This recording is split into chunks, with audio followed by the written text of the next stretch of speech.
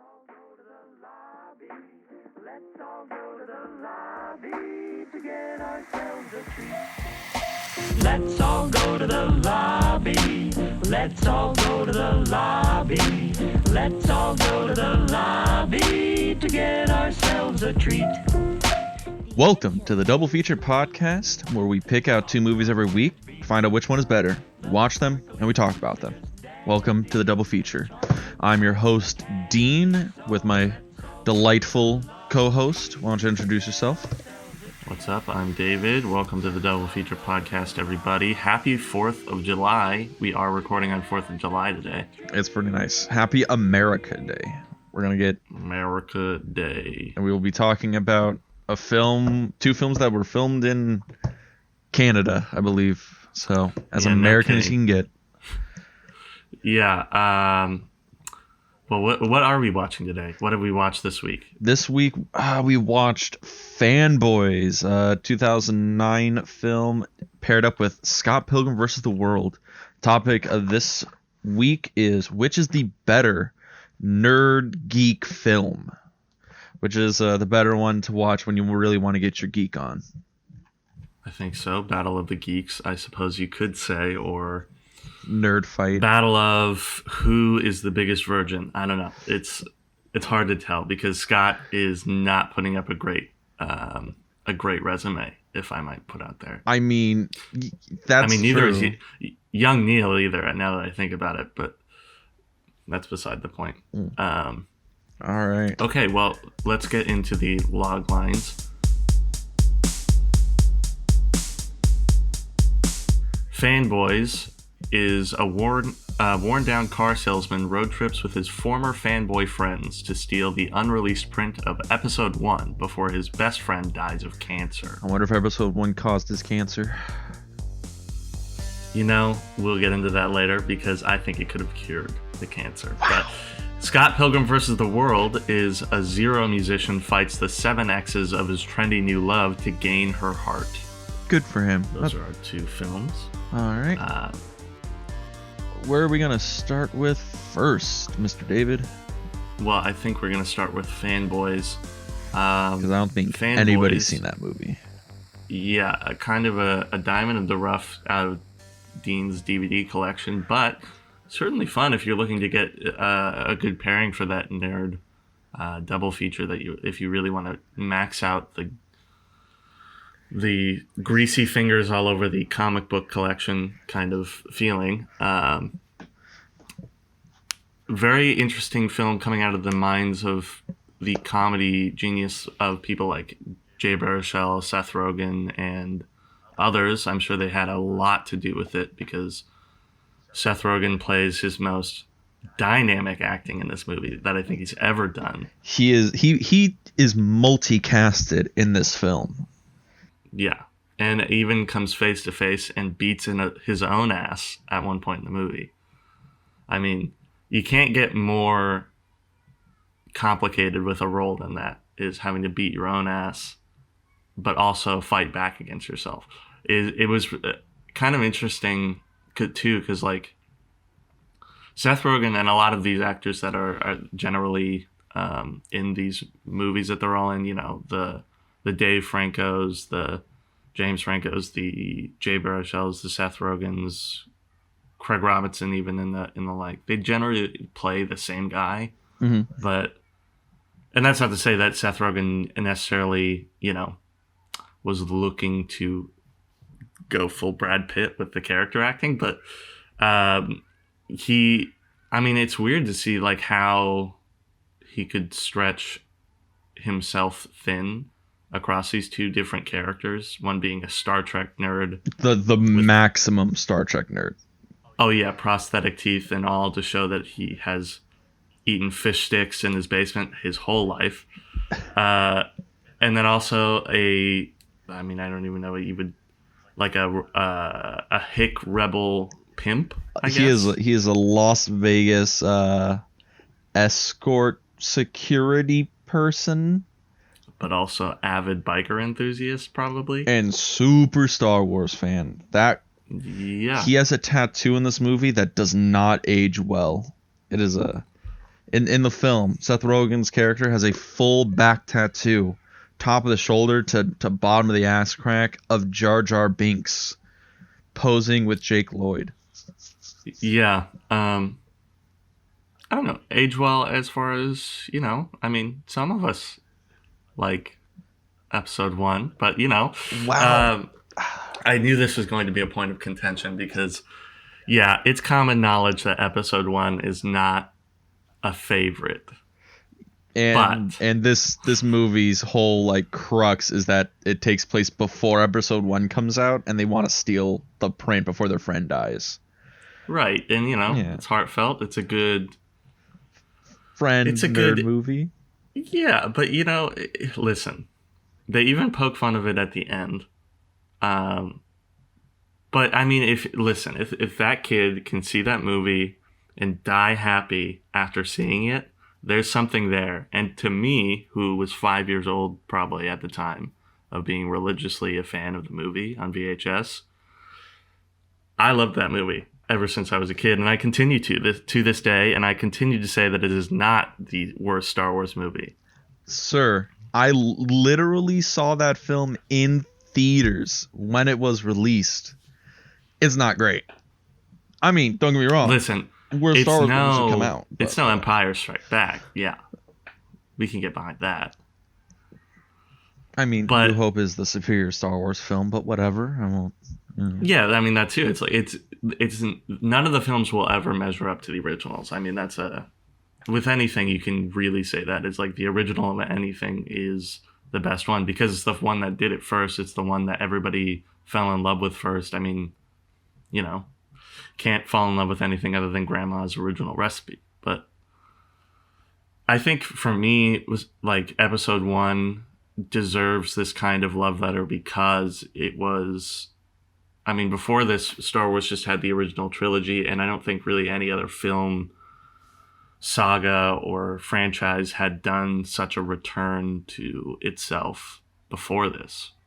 I mean, you had the entirety of the 80s and 90s without a whole lot as far as Star Wars goes, like, other than comic books and fans getting together to see, would Luke actually end up hooking with Leia if he never knew, or is Han Solo her forever love, or you get a decade and a half of people just being obsessed with these 3 films, and of course there's going to be a letdown once the next one comes out, and when you have George Lucas getting his grubby little fingers all over the thing. But well, it is interesting that this movie is very much a love letter to all the people who waited for Phantom Menace to come out with like bated breath because they were just such deep Star Wars fans, and yeah, it's almost irrelevant. Like in the film, it is pretty much irrelevant about the quality of Phantom Menace. It is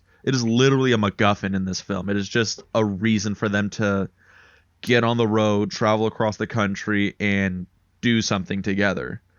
At the heart of this is a buddy road trip movie at its heart, and still I think it serves well in that sense, because there's no character I think is terrible. I mean, there's one character that's probably going to be on To Catch a Predator, but granted that's across both he films. didn't mean it, I guess. I mean, because spoiler alert, Jay Baruchel almost is a pedophile in the movie, almost because he didn't realize it until. It was too late, I guess. I got a question about that. So, like, he never saw a picture of her? Well, I think that's the classic, like, peak pre-internet kind of joke, is that you really don't know who you're talking to. And nowadays, you don't know. I mean, there's a whole TV show dedicated to it, Catfish. But yeah. I don't know, dude. It's like you got to be pretty naive to be fooled by a 10-year-old into believing that you're talking to an adult. I feel like there would be things eventually that would tip it off. Like it's like the internet version of the 2 kids standing on top of each other to get tickets to a rated R movie. I mean, 2 10-year-olds in a trench coat. Yeah, wouldn't you realize after a while that she knew nothing about like taxes or you know. I don't know how often taxes come up when you're whispering sweet nothings over dial-up. Also, by the way, this movie is super 90s. But Yeah, there's definitely shades of that 90s comedy style. and even because like the movie's supposed to take place in 98, 99, something like Yeah, that.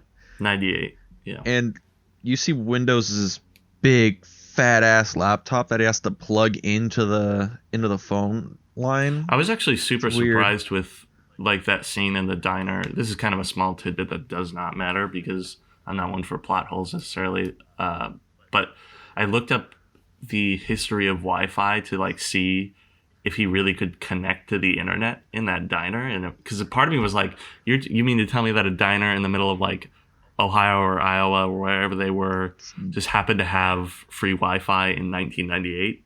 That's, I mean, I'd be amazed because good on that diner. I mean, you should be going there for all your road trips. That's excellent service for 1998. God bless America. Yeah, no kidding. But yeah, I was interested to see like, and that's something I paid attention to, even though it's, you know, a moot point because it's just some comedy, but seeing how well they could capture the feeling of 1998 in the movie. Because on certain, you know, on certain levels, Hutch is a total 90s kind of person. The 90s guy who lives in his mom's garage kind of person. Or Carriage House. Mom's carriage house. That is a point of contention throughout the entire film. He does not live in his mother's garage. He lives in a carriage house. Yeah, and then runs his business out of his mother's carriage house. Which is just one of the... So here's something that I didn't quite understand. Did they own the comic book shop they worked at or not? I think Windows did. Like, no meme, I think Windows owns it. So... Why? Like, Windows owns it, Zoe works there, and then I think Hutch is one of those, like, I chill here because I know you guys, but I don't actually get paid. Yeah, so preemptive deleted scene idea.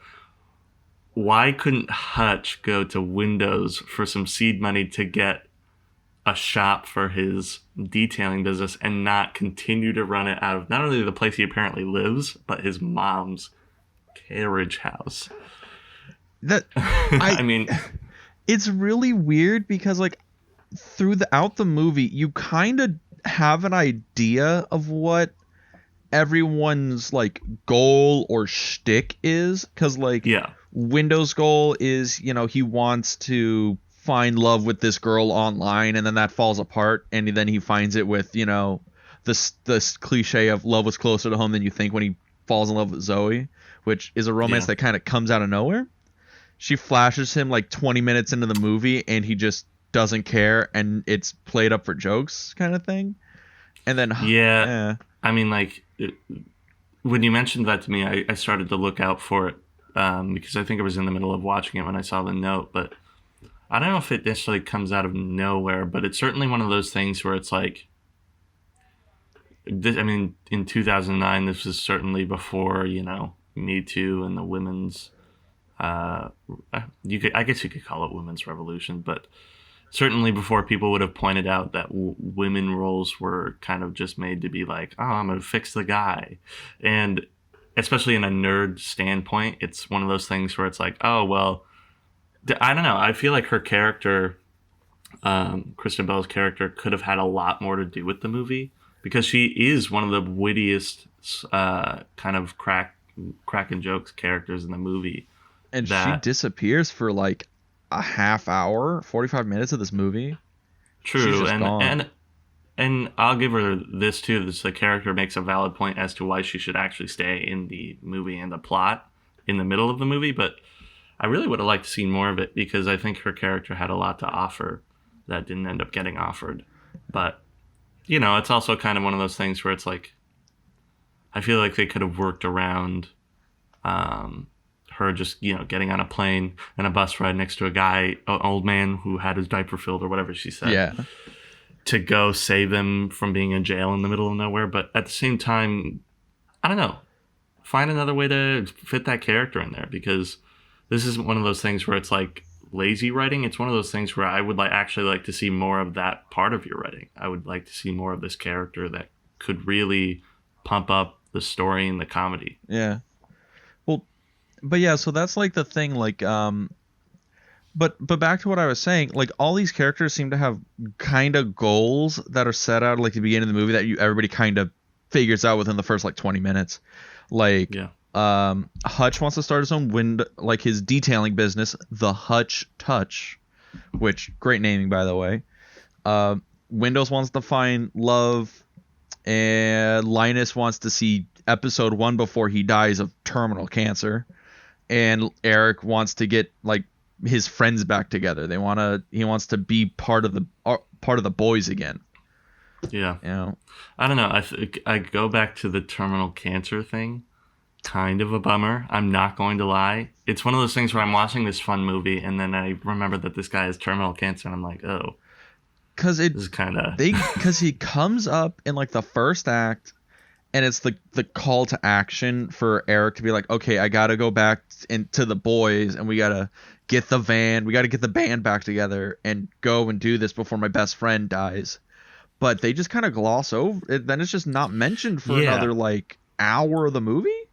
Or even in the first mentioning of it, I kind of thought it was just a joke, because part of me was thinking as I'm watching the movie, oh, they're just saying that so they can get him on the road trip, and then it's just going to be one of those like buddy comedies where they're like, dude, we really miss you and we want you to be yourself. But no, the whole stakes of the movie has to rest on this terminal cancer thing. That because here's the thing, right? Yeah, you have a protagonist who's like, the stakes are already there with him not wanting to go back home and inherit the car salesman business, which, by the way, if you inherited that, you're going to be a rich guy. You could buy all the Star Wars crap you wanted with all that sweet used car money. All that sleazy, big text car money sales. Ooh, buddy. Yeah, all that sleazy, we're going to put a monkey in this car salesman commercial for no apparent reason money.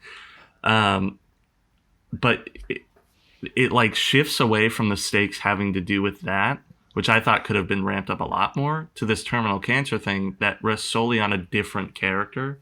And I don't know, it's one of those things where like I get, because road movies are often buddy movies as well. Maybe that's why they did it. Or maybe it's just one of those things where it's like, okay, how can we make this as convincing as possible? Give him cancer, which is like, yeah, I guess so. But for the longest time, I thought that the end of the movie was going to come, and then Eric was going to be like, Linus, I'm so glad we were able to see Phantom Menace together before you died. And Linus was going to be like, wait, what the fuck do you mean? I'm dying? What? And then it would turn out like Windows and Hutch just lied about Linus having cancer to get Eric back into the fold of the Fanboys kind of thing. Yeah. I thought that was going to be the twist at the end, but no, it's straight. Like he's dead at the end of the movie.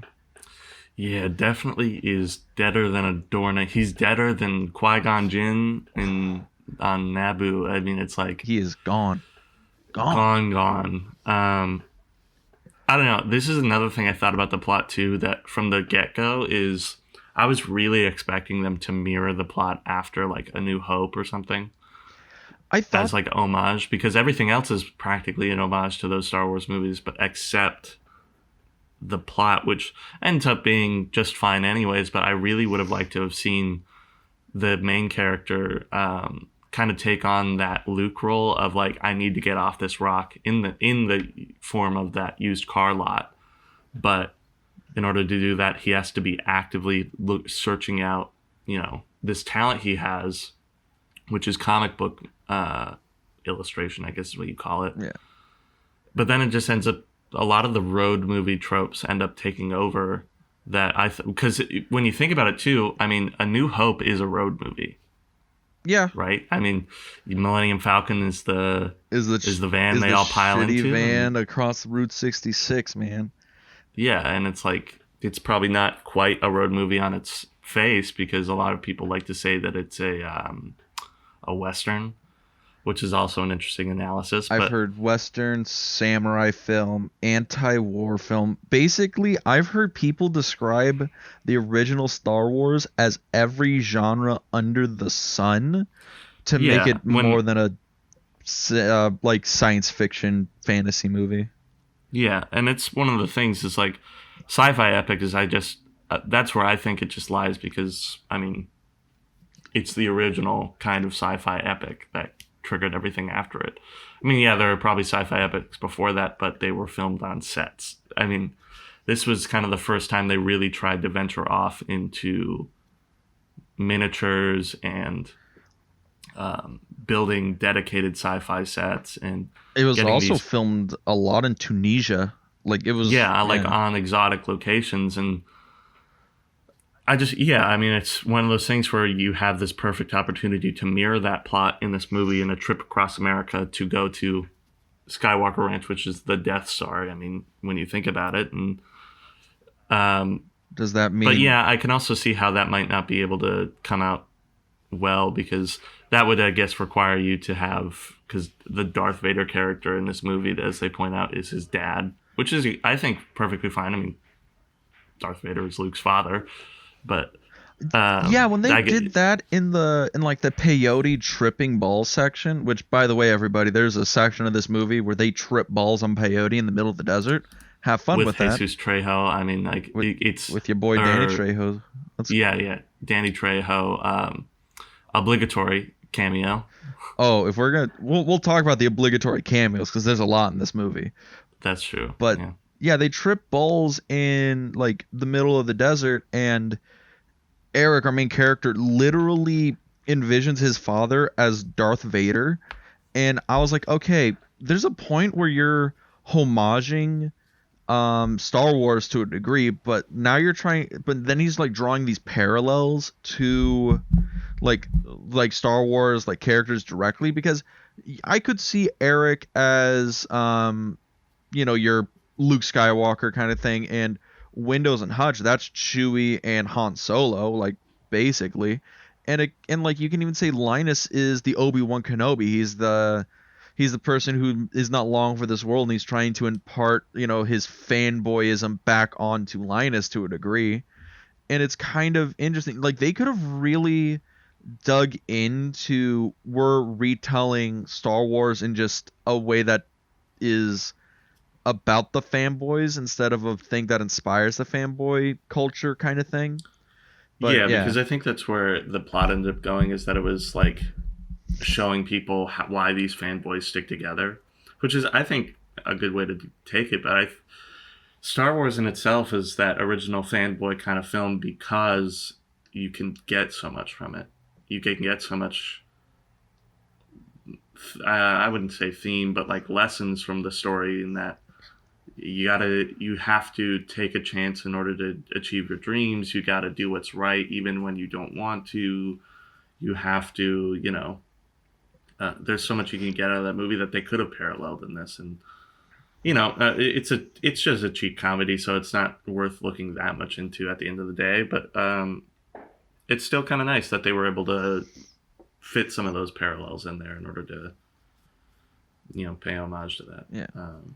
Plus, I would have really liked to seen Christopher McDonald chase them across country, because that guy's got comedic chops. Oh yeah, that guy's fantastic. If you don't know who Christopher McDonald is, that is a Shooter McGavin from Lucky Gilmore, right? Or Happy Gilmore. Happy I don't know Gilmore. why I said Lucky Gilmore. Yeah, he threw me off. Names are gonna be a frequent problem with me, so it's all good.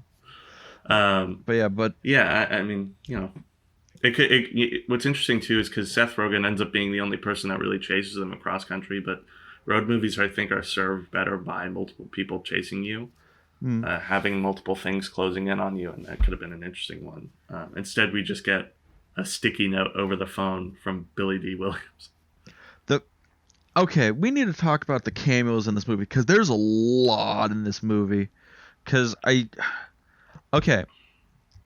So I almost want to say Christopher McDonald is a cameo, but he's not. He's a real character. But we have that's a casting. Yeah, okay, but we have Billy D. Williams, we have Carrie Fisher, we have Kevin Smith and Jason Mewes, we have Danny Trejo.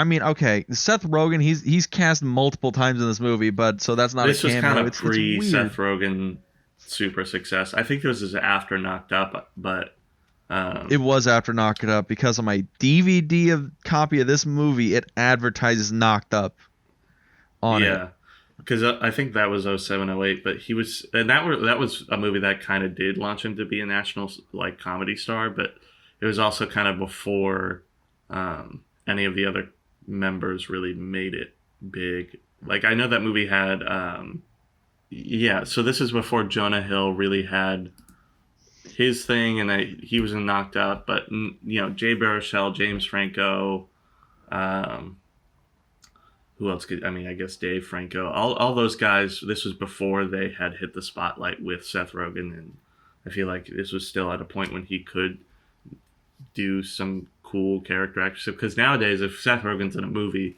he's most likely the main character, and he's most likely the selling point. But it's true. It's kind of interesting to see, because I think Jay Baruchel was on his way to being one of those characters too.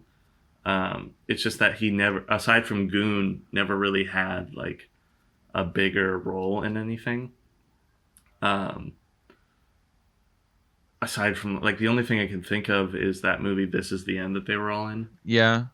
But then it's kind of, because that's kind of like a movie based on real life, poked fun at, because him and Rogen are sort of the main characters in that, but they kind of always poke fun at Baruchel being a lesser star. I don't know. I mean, that's not to say that he is a lesser star too, because he's had his different successes. There's actually a really good FX show that he's in. What's that called? You know, the person in this movie that I saw that I was very confused, because I remember seeing them in a bunch of films in like the early like 2000s, and then they like disappeared for like 15 years. It was the guy that played Hutch. His name's Dan Fogler. He was in Balls of Fury. He was in Good Luck Chuck. He was in this, and then he disappeared until like Fantastic Beasts came out. Like I don't know what he did, but it's very interesting when you look at this cast, like because it came out in 2009, and a lot of the cast in this movie, you're like, I remember these people from movies I saw in like high school or middle school or whatever, and then they just kind of disappeared for like 10 something years, and now they're kind of back doing movies again, or like at least bigger movies. Granted, this wasn't a big movie either. This was actually a pretty on the low end. Yeah, it is kind of interesting looking at the casting and then also the filmography of some of the stuff, because I mean, this was a year before How to Train Your Dragon. Yeah. So Jay Baruchel, I mean, that's probably what he's most known for now, is being the voice of that, because it's like DreamWorks, one of their biggest properties now. Apparently he was in Tropic Thunder. I don't know under what role. He was one of the... Or yeah, he was one of the soldiers, wasn't he? Yeah, he was one of the soldier actors. He was supposed to be their token nerdy soldier actor with the glasses. That was his shtick. And that movie was an instant classic, so it's like it's interesting to see. I think it's only important. I guess he was in Knocked Up too. I don't know under what capacity. It's probably a smaller one, but it's interesting to know that these guys had their commercial successes, but like we're still into putting this movie together because they could. And that's kind of what I end up getting out of it, is that this is a movie done by friends because they can do it. Interesting side note, I mentioned This Is the End earlier, but apparently Jay Baruchel and Seth Rogen did a short version of that called Jay and Seth versus the Apocalypse in 2007. And I'm going to check that out as soon as we're done with this, because that sounds lovely. Yeah, I mean, that's probably the basis for that movie. I hope we cover that movie someday, because I think that would be an interesting one to pair with another Edgar Wright movie. But we will get into that in a second. Before we do move on to Scott Pilgrim, let's hit up our deleted scenes for Fanboys. Oh, this movie. Because yeah, there were a lot of interesting things that they brought up and then were taken away. I will point this out to anybody who does seek out this movie and watch it. you're probably going to enjoy the film as like just this really weird like buddy road trip movie, but there are some scenes that just come out of nowhere that are never brought up again. And Yeah, yeah, no kidding. and this leaves But a that's lot of kind questions. Yeah, it's kind of typical for a random road movie, I guess. But one of my things that I would have loved to have seen is the scene where William Shatner breaks into Lucasfilms to steal the information about the Lucas Ranch. I mean, can you imagine him having to dive through like the invisible lasers or something? But he's fat William Shatner at the time. We should let people know that yes, William Shatner is in this movie, and he is the greatest actor in this film, bar none. He is the king of cool, because they ask him, William Shatner, how did you score these plans to Lucas Ranch? William Shatner responds back, because I can score anything, because he's William Shatner. Of course. And that's the other thing too, is like he plays actually an important part of the plot of this movie, which is kind of funny, because they repeatedly poke fun at Star Trek fans. Oh, through the entire film. Oh yeah. But I don't know, it's kind of funny to see, because this was probably peak Priceline Negotiator, so it's funny to see how his image has changed over the years. Another deleted scene I would have loved to have seen is the offshoot of this movie I think needs to happen, and it is Jay and Silent Bob need meth money, because in the Jay and Silent Bob cameo, Jay is being pimped out by Silent Bob to men in truck stop bathrooms. There is some dick sucking going on in that truck stop bathroom. Yeah. By Jason Mewes' apparently feminine body. Jeez. It's soft and supple like a woman. That is a line in this movie, uttered by Silent Bob. No kidding. No, here's what we need. So the last line in this movie, where the whole gang has gotten together, they're all finally gonna watch Phantom Menace. Like Linus saw it before them, and he passed away before he told them what was in the movie, and everybody's about to watch it. And the last line uttered is, "What if the movie sucks?" I want to see these die-hard fanboys. I want to see their reaction after watching the Phantom Menace for the first time. Do they flip out? Is there riots in the streets? Do they drive back to Lucas Ranch to TP George Lucas's house to get revenge on the Phantom Menace? That's what I want to see. Because that's something I've always wondered about, watching the news reports, because you can just look them up on YouTube. There's some really, I don't want to say eerie news reports of like people standing outside the theater before and after the movie, because it's not necessarily a scary thing, but it's like kind of a funny little piece of history to look up, because you could see how hyped up people are before the release of the film, and then afterward coming out, they're like, this movie was garbage. I can't believe that they did this to the... It's people's like, okay, hopes are dashed. Yeah, just wait 20 years. You'll see what's really garbage.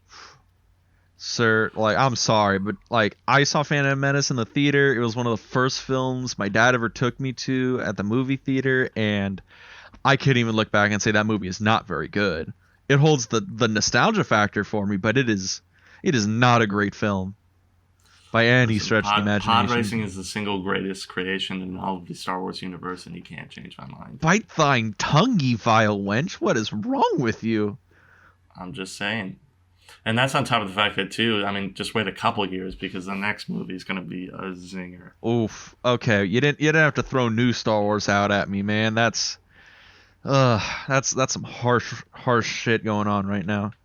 Did you know that they want to cut all the new Star Wars films and just restart all over again? Like, people are trying to do a petition for that. Yeah, and it's just one of those things where it's like, maybe you need to... Listen, I'm all for being disgruntled at a film if it's bad, because you're paying for entertainment at the end of the day. But this whole Star Wars, like...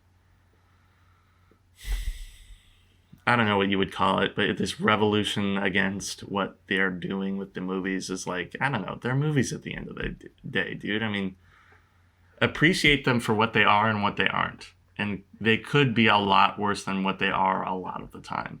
They could be, well, Transformers or something. Wow. I mean, that's a point in this movie. They even make a point in this movie that's like, Star Wars isn't everything about them. It's just a thing that like unites them as friends, kind of thing. Yeah. Which, good message. So let's move on to the next film. We might have stayed a little too long on Fanboys, but you were right. Let's talk about Scott Pilgrim. Well, we got plenty to dig through with this one. Scott Pilgrim versus the World. What an instant classic. I mean, really. Yeah. Instant classics. Some people would describe it as, yeah.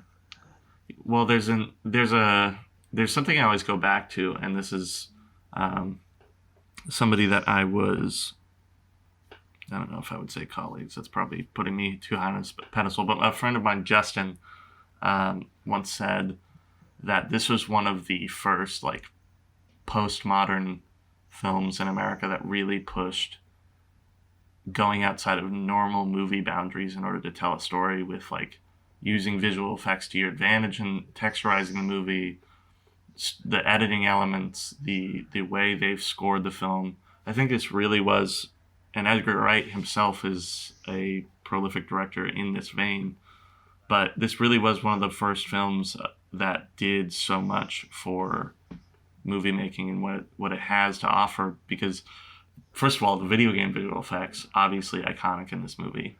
I think that's a big point of this movie that you can lean on, is that this entire movie isn't as much of a homage as like Fanboy is to like Star Wars, but it invokes its influences a lot more, and it's a lot more spread across, because there's stuff that references like comic books. There's a lot of video game references in this film.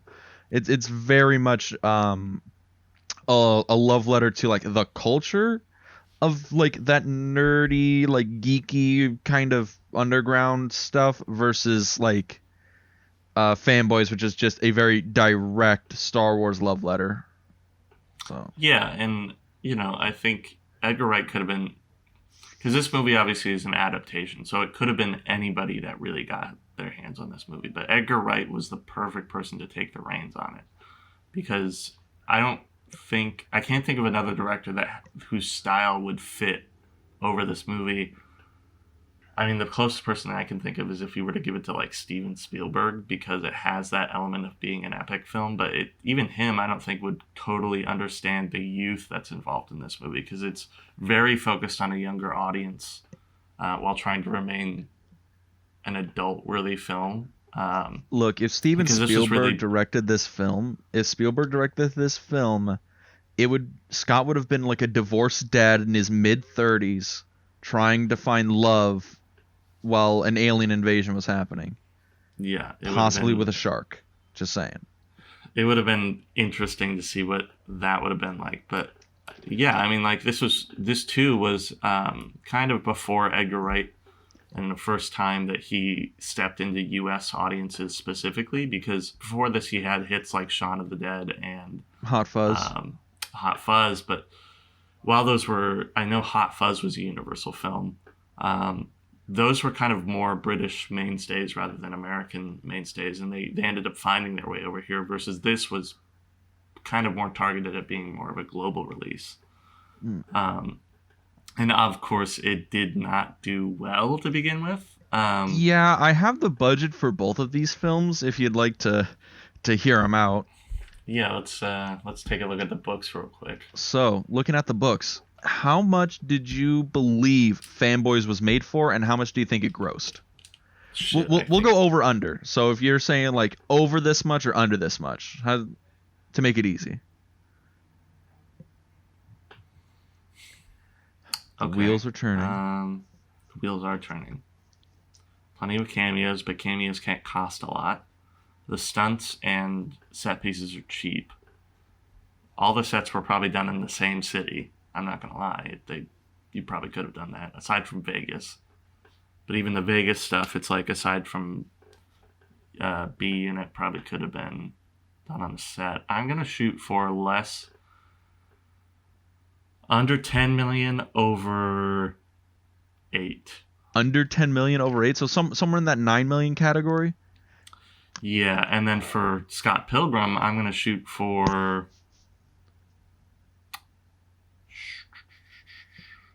under 60, over 50.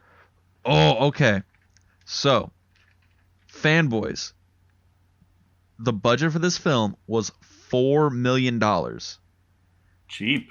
Very cheap. Its total gross was $1 million at the box office. Yep. That's great. Right? It made back 1/4 of its budget. But, yeah, to your point, the cameos, most of them were very cheap. It was filmed. Most of the people here worked very cheap. It was shot in a very small amount of time, so that's why it cost so little. And you can tell most of the sets were basically filmed in one location, just redressed. And then we have Scott Pilgrim. So, what'd you say it was below? Over 50, under 60. It topped out at exactly $60 million. On the money. On the money. It grossed $50 million. That's so interesting. And it's probably made more than enough of its budget back since then, because... Unlike home video release, yeah. Yeah, this became a cult classic very quickly afterward. I heard a lot of like analysts and stuff like that who like look at these kind of movies. I say analysts, like YouTube people, but a lot of what it was that when Scott Pilgrim came out, everybody was advocating finally we have a mainstream like nerd movie, geek movie that's about us, that's about our like, you know, Gen X culture that's coming out for the world, and then no one went to go see it because a lot of people saw the trailer and thought it was just kind of pandering to them and didn't really see the heart of the film when it was coming out. So a lot of people didn't go see it, which is very weird. Yeah, I mean, I saw one point that said that because of a lot of the cast is in their 20s. I think the oldest person was the bass player for Brie Larson's band, who had just turned 30 during filming. And at that point, it's like when you have such a young cast, I could see how older audiences, especially pre-pop culture revolution of the 2010s, wouldn't want to go see this movie because that's not their thing. Yeah. I mean, if you're thinking about the older audience at the time, there are a lot of people who grew up before the 90s probably, and before video games and pop culture were about nerd mainstays, because in the 80s even pop culture tended to be about big blockbuster films and maybe the cartoons of the day, but that wasn't considered a nerd property. It had more to do with people's like childhoods and, you know, rock and roll and explosions. So I could see why this wouldn't connect with the older audiences, but at the same time, getting it to connect with those the audiences it's targeted with is one of those things that I think really creates that cult classic formula that will help you recoup your costs over years and years of time and make it survive a much longer lifetime. Because think about, too, the obvious cult classic that everybody goes to is The Big Lebowski. Yeah. And that movie, it connects with a very specific audience in such a great way that gets it to... I mean, I feel like that movie, too, made its money back, if it didn't make its money back on box office, in triplicate. I mean, that's still being shown to this day. And I think Scott Pilgrim, too, has the ability to do the same and bring people together in the same way. I mean, Scott Pilgrim seems like that kind of movie where it is definitely a cult classic for a lot of people. And I think I'm sure Edgar Wright has made enough money off of this movie that he's very fine with it. But it's very interesting that on the long enough timeline, like this movie, I don't know how long it will remain the cult classic kind of thing, because The Big Lebowski, that is the quintessential cult classic movie. It came out in 90 something, 94, like 94 or something like that, and it to this day people still watch it, go back to it. Is one of the most quoted films of all time. Yeah, I don't know if Scott Pilgrim will ever reach that level of cult classic status, but it is definitely in that realm. Yeah, I mean, I think about I've never seen a re-release of Scott Pilgrim, nor do I know if there's ever been one. But I think about like the ability for people to get together and like cosplay and make references like Rocky Horror Picture Show re-releases, Big Lebowski re-releases. The one I'm surprised that has never been done as a re-release because it's also a cult classic is Napoleon Dynamite. I want the Boondock Saints re-release. That's a cult classic for the ages. Oh yeah, I'm sure there's screenings of that where people also, come together and get all hyped about because that's another movie that has a dedicated audience that kind of speaks to a specific demographic. And I don't know, it's just one of those things where I think that above all, this was Edgar Wright's. It's an interesting case where the movie's not profitable upon box office, but I think the studio saw the potential of the auteur. I mean, it's weird to call this another auteur movie too, but it's really got his stamp all over it. Oh yeah, this movie just feels like an Edgar Wright movie. You watch it for the first 10 minutes and you know it's an Edgar Wright movie. The color, the editing, the music choice, everything about it. Oh yeah, I mean and I'm trying to think of what he did after this because I think he did one with the original guys from Shaun of the Dead and Hot Fuzz. That was that apocalypse movie. Oh, The World's End. Yeah, The World's End. Came out like 3 years later. What else did he do in between this and Baby Driver? Because Baby Driver was like the next. It was just The World's End. Baby Driver came out in 2017, and before that he only made The World's End, and then I believe he made a music video for Pharrell, and that was it. That's so interesting because what did The World's End do as far as money? I mean, I'm thinking about in terms of like box office. Let me check my value. Okay, do you want to take a shot on how much it cost? I'll do the over under. Thinking about that movie, I'm gonna guess over 30 million, under 40. You're bad. It 20 million to make. Gross. That's a 45. So it did make it double its money back at least. True, and I'd be interested to know, like, with maybe then that is what gave him a chance to go back and do Baby Driver, because Baby Driver is, I mean, that's a spec and would require some development. I feel like even for a tested director. Mm-hmm. So I don't know. Maybe he just needed time to make something that was, because Baby Driver ended up being a great movie. I think it's his most financially successful film, I think. Yeah, unfortunately, it now also one marred by its cast, but feels I don't know. bad. I mean, yeah, it is too bad, but that's, I don't know, the way the cookie crumbles lately for a lot of things.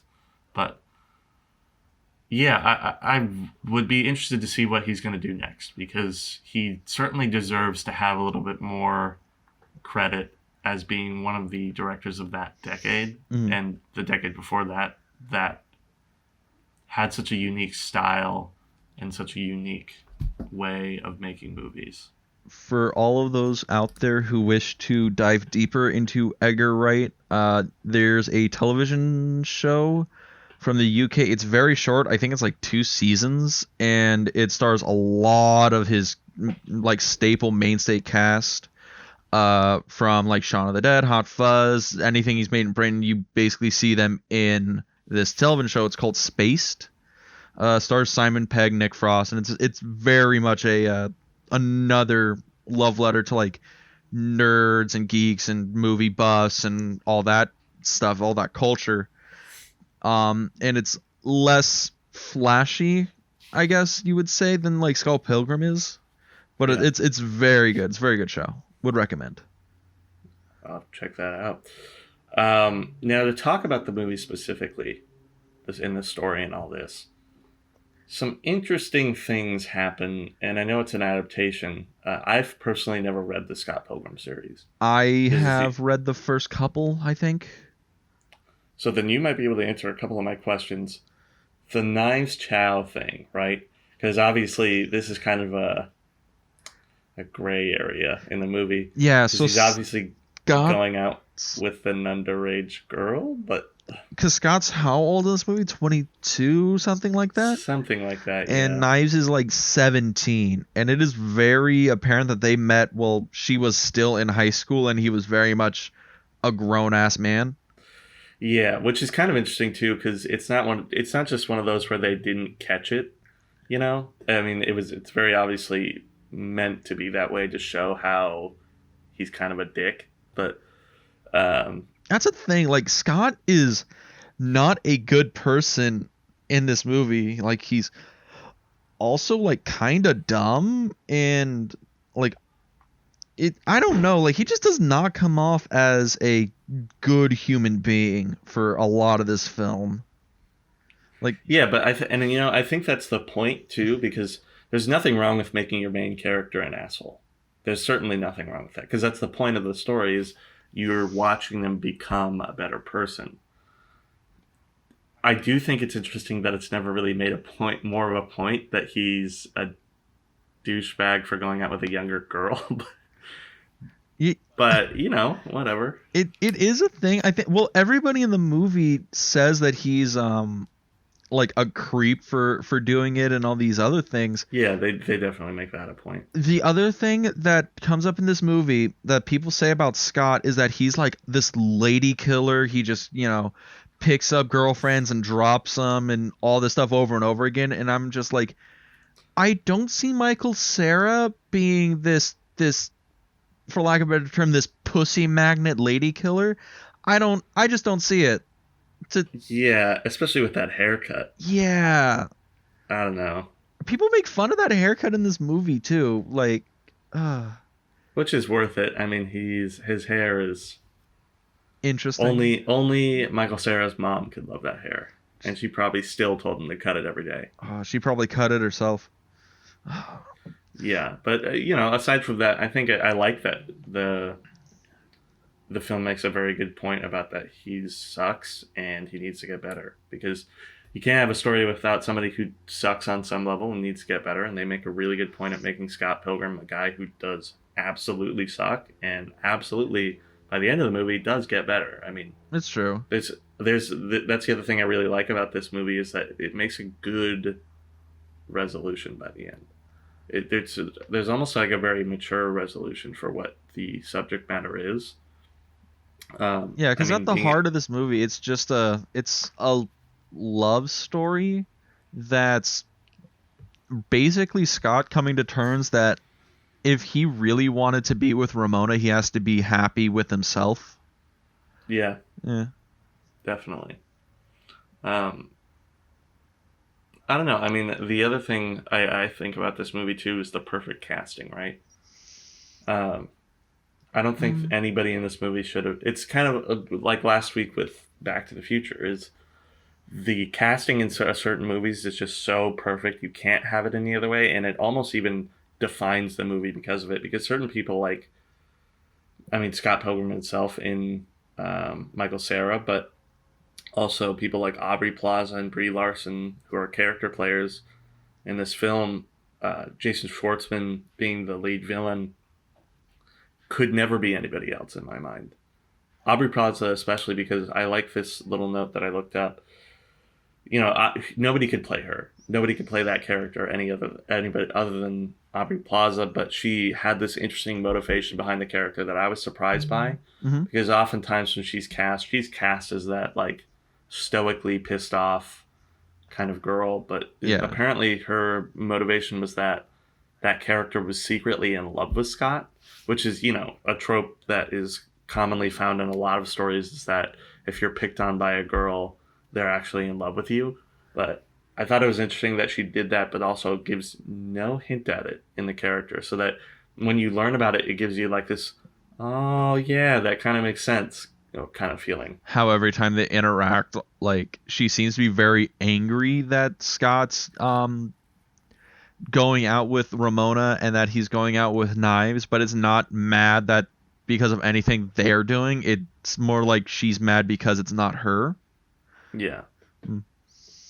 I don't know. This film is very interesting. Like, I'll say this, there are people in this cast that I'll say is like, oh wow, that's like really good casting, but like there's a few people like okay, I'll just say it. I don't think Michael Cera does a great performance in this movie. He's just being Michael Really? Cera. Well, that's I think part of the reason that it's good casting. That because after a certain point can a person be so perfect for a role that can they play anything other than themselves? Because it's like Jay Baruchel in the other movie. Jay Baruchel just plays like a super exaggerated version of himself. And I just can't see a whole lot of other people being as quietly stupid as Michael Cera. Like that I'd be deer interested in to the know- headlight shtick that he does in his movies, that is quintessential this movie. Yeah, I'd be interested to know, like, who do you think could step into the shoes? Because In I can't personally think of anybody, but I'd be interested to know, to see if there's anybody that could do it. in all honesty, I would. That's the thing. That's the bad part. Cause like, don't get me wrong. Michael Cera I think is like a fine actor. I liked him in Arrested Development. Honestly, I liked him in a lot of stuff. It's just like this movie. I don't know if it's simply just.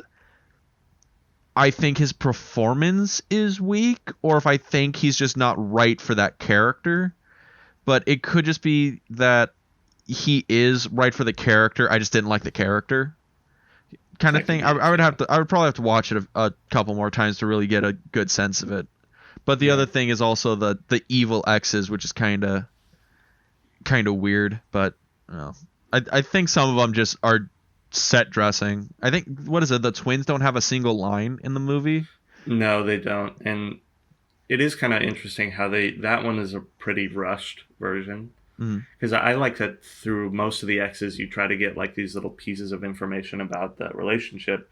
I mean, that's how you put together a good plot, is you have obstacles that have meaning behind them.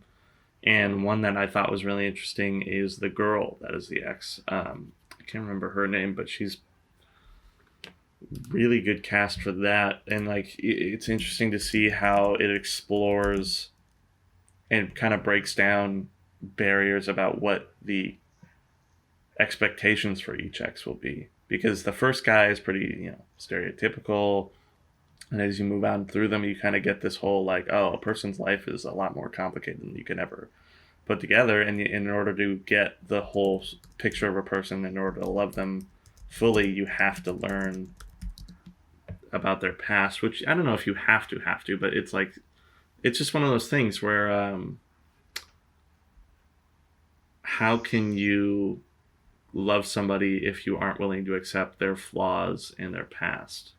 Because that's something that certainly is going on with Scott through this movie, is he's having a hard time coming to terms with her past, even though it's like, if you blame a person for what they did in the past, how are you ever supposed to be with them in the present? I'm probably talking in circles about that, but Mae Whitman, by the way, is the name of the person, because she's really good. But yeah, her and Michael Cera starred across each other in Arrested Development. The more you know. Yeah, it is kind of interesting how paths cross in weird and interesting ways, because another one I was surprised that was in this movie. Is it your boy? Is it Captain America? No, him is actually, I don't think anybody could have played that character either, because Chris Evans just has this ability to switch on charming and then switch on douchebag, like drop of a hat. And I think he knows that, and I think he plays it to his advantage, because he does such a good job at playing. Like, he seems like that kind of guy who would have, if it not Tony Hawk, made the skateboards that are in Walmart. he just looks like that character. Oh yeah. But no, the guy I'm surprised that was in this, and well, not really in this, but playing the voice, is Bill Hader. Oh yeah, Bill Hader's like the voice in this movie, which is really weird. Yeah, it's weird to think about how much of a prolific voice acting career he really has, but yeah, I mean, from this to being in Star Wars to other films, it's like, it's interesting how you can stretch your career beyond the screen itself. Something else that's kind of interesting about this film and the cast is like, a lot of this cast it's almost like a nice like snapshot of that 2010 like people that were really famous and then people who would later become famous. I guess a good example is like Michael Cera was like really famous. He was in Superbad. He was in Arrested Development. He was in a lot of like movies and TV shows up until Yeah. I guess kind of recently actually. And then you have like somebody who's like Chris Evans, and he was like a no-name actor almost until basically this film. Like the film that he was in before this that was like really big was Not Another Teen Movie and Push. And then he made this and Fantastic Four, but that's right, Fantastic Four. He was also in that. Yeah. So he was like kind of a big star, quote unquote, but like other than like Fantastic Four, none of those other movies were like big hits, really. And then like he goes on, he's Captain America. He's one of the biggest stars in the world right now. And Audrey Plaza is one of those another person like that, because I think Parks and Rec came out a couple years after this, where she blew up. Yeah, that you could say. I mean, let me go back to the cast real quick. You could say that Mary Elizabeth Winstead. Yeah, she's now a big name star. Jason Schwartzman was already there. Anna Kendrick was kind of on her way up. Shoot, I mean, is this the Freaks and Geeks of movies? Where you watch Freaks and Geeks and you realize everyone in there now either has been nominated for an Oscar or is on their way to get one? You're like, yeah, pop culture mainstays. Because Brie Larson's in this. I mean, I never even realized that was Brie Larson. Yeah, she is pretty unrecognizable, but that's part of her job, and I think she does an excellent job at it. Yeah. I don't know. I think there's a lot of people, because, I mean, Ellen Wong is in Glow now, too. There's a lot of people in this movie that he caught on the way up, or right at the beginning of their, I don't want to say peak, because that's kind of harsh, but some of their most popular recent releases anyways. Yeah.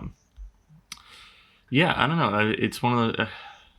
Edgar Wright does a great job at casting his movies anyways, because, whether it being the Peg Frost duo or the Baby Driver had a very well put together cast. I think it's one thing that he's definitely really good at. Mm. I think it's time to move on to the deleted scenes of this movie. Oh, the favorite part. So obviously we have to talk about the vegan police. Yeah. So no kidding, because I think that's also the most quotable part of this movie. Milk and eggs, bitch. It's so good. And especially coming from a vegan, it's you don't know how many times vegan friends quote that, and it's like, okay, we get it. We think we have mind powers, but it's one of those things where I'm not particularly subscribed to the whole superiority complex that a lot of people have about it, but it is kind of funny because that's what they poke fun at with those characters. And my favorite part even is just the high five at the end. Yeah, we did it. Yeah. Also, Thomas Jane is one of the vegan police, former Punisher actor. Like, he was in Deep Blue Sea. He was in like a bunch of like, bigger movies in like the 90s and way early 2000s. And he's like uncredited in this. And I just think it's really funny that he's like the vegan police. Yeah, and another interesting note too is those are actually the only those two guys are the oldest actors in the movies. I guess besides Jason Schwartzman, who I think was probably into his 30s at the time, but I don't know, dude. It's an interesting joke that you never would have guessed that would be the one that stays. But that is the one that stays because our deleted scene we want to see. Me personally, vegan police scared straight. Oh. How would vegan police scared straight go, sir? They're brought into the cell block. You got these 12-year-old kids. Vegan prison. One of them threw his sausage link breakfast at a teacher. One of them stuffed a chicken sandwich at lunch into a milk carton and threw it across the gym. They're kids who are on the brink of losing all hope in their lives. And the vegan police come in and they bring in the inmates, and the inmates get real close to them and the spit flying in their face is like, you think meat is murder?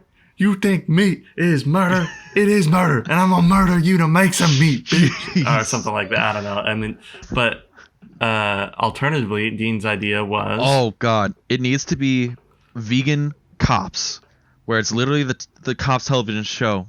I'm so sorry it went away. It was the greatest trash TV of history, but instead it's the vegan police. It's just them chilling.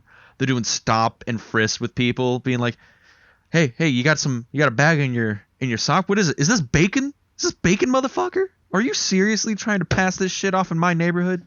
This is a vegan neighborhood. There are kids here. That's Canadian bacon. That's import. You're going down for 2 crimes here, kid. I want to see that. Like, I need to know. Do the vegan police? Do they do stop and frisk?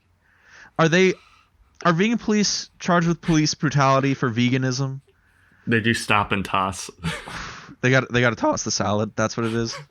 They stop. They toss the salad in front of you, and then they give it to you in exchange for like that bologna sandwich. Yeah, like that.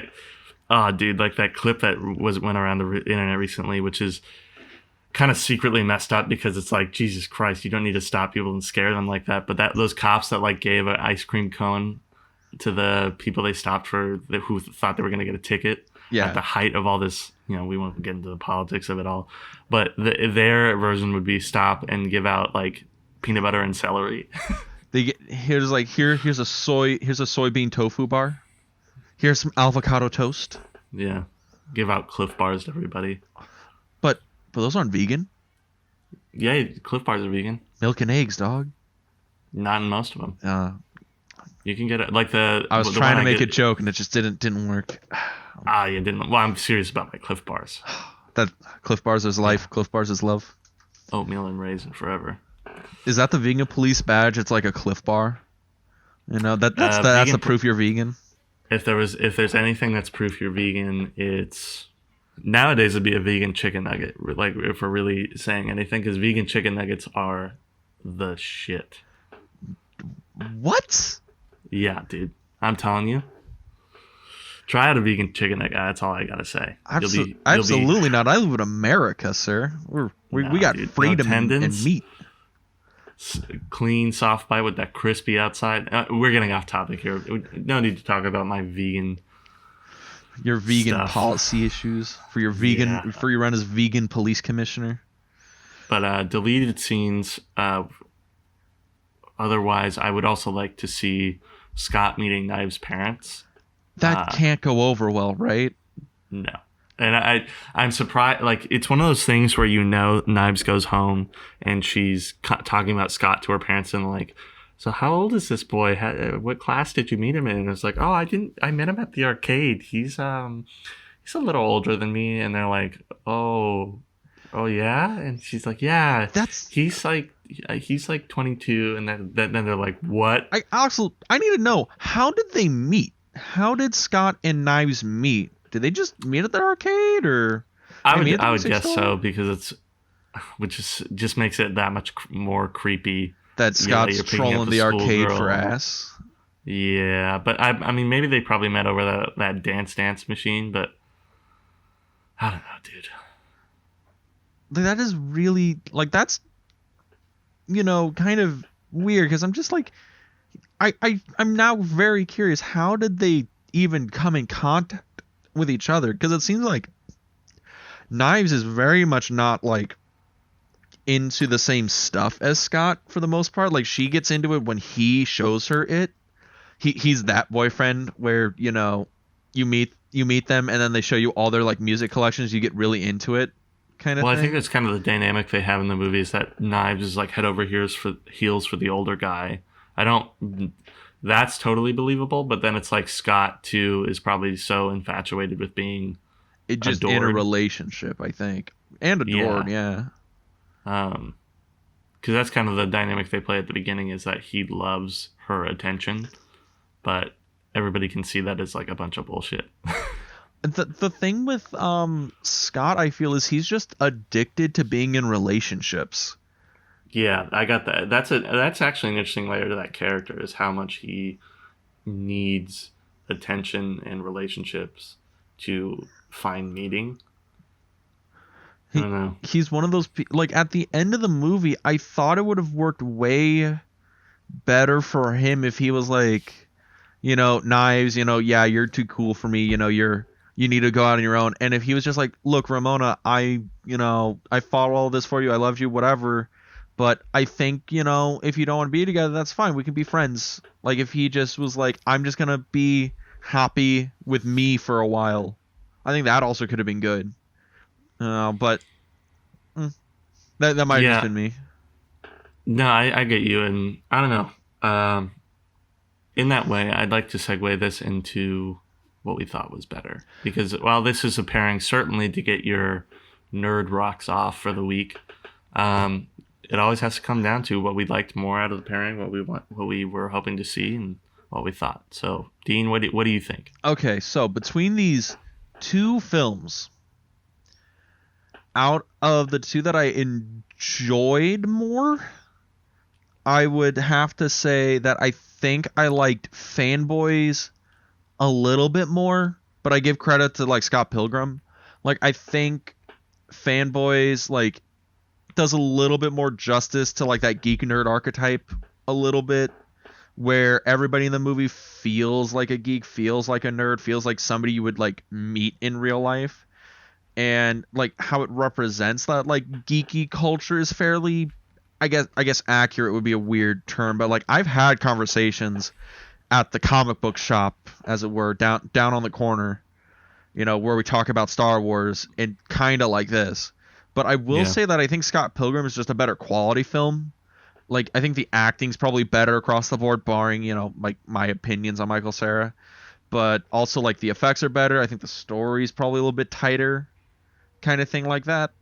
But I think I really like the whole, friends getting together, talking Star Wars and going on road trip. I think I like that kind of film a little bit better than the man-child looking for himself romance half musical film.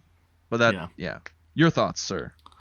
No, I mean, I'd hate to have to go with the tail of the tape as far as it, but I just like Scott Pilgrim more because I'm a sucker for it being a classic. And while I enjoyed Fanboys for it being just a movie based purely on fun and having fun with your friends, and I certainly think that you're right in saying that Fanboys creates an experience that is repeatable today, whereas like a lot of what Scott Pilgrim is based on nostalgia for a bygone era of video games. I mean, there's not really an arcade scene anymore. There's 8 and 16-bit games they're an era that is a niche market now, and certainly an era that, as far as pop culture goes, is past. And this is a movie also deeply marred in like aughts culture, whereas like the music, the era is kind of only popular during that decade. Now it's kind of seen, now it's like a completely different landscape because, that's how time passes. But I will say I still like the music in Scott Pilgrim. Like, the music and the scoring is great, and I still think I like Scott Pilgrim because I just like how the story goes in this. It's very thoughtful at times. It's very well put together. And I'm, being a writer, a sucker for a good story. So I'm going to have to go with Scott Pilgrim. All right. I would have to agree to disagree, but for all of those out there, you can let us know what you think. Which did you like better? Did you like the Fanboys because it was the buddy road trip movie? Did you like Scott Pilgrim because it was the love letter musical comedy? You can let us know. Yeah, certainly let us know. We're trying to put together some places to interact and forum about these things. And we should have those updates soon. But for now, that was the second episode of the Double Feature Podcast, America Edition, America Nerd Edition. We thank you very much for watching. Next week, we're going to be doing Darkman and Blade, the dynamic duo episode. The best pre-Marvel superhero film, actually, right? Yeah, in superhero films that are properties that definitely stood on their own in a dark way. So we're excited for it. And, if you want to follow along, check those movies out. Other than that, that was the Double Feature Podcast for this week. Dean, it was a pleasure. David, it was a pleasure. And we will see you guys next time. Bye-bye. Peace.